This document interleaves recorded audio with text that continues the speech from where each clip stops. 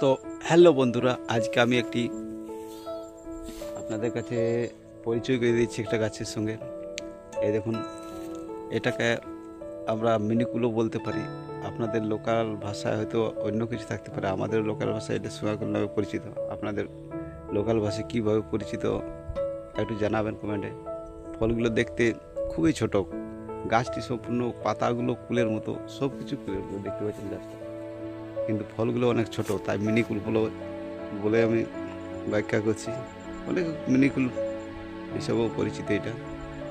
তো কুলটা খেতে কীরকম আপনাদের কাছে আমি একটু রিভিউ দিচ্ছি।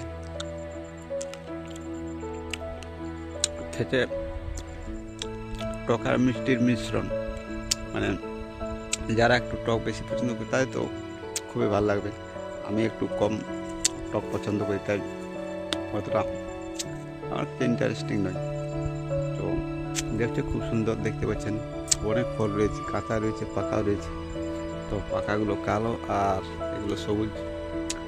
তো আরও ওদিকে অনেক গাছ রয়েছে, দেখতে পাচ্ছেন অনেক গাছ আছে, ভিতরে যাচ্ছি না। দেখুন, এর কিন্তু কাঁটা খুব ডেঞ্জার কাঁটা, খুব তাড়াতাড়ি লেগে যাচ্ছে, এটা ছাড়ানোর উপায় নেই।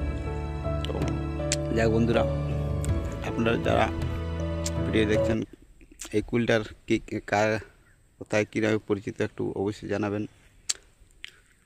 ধন্যবাদ।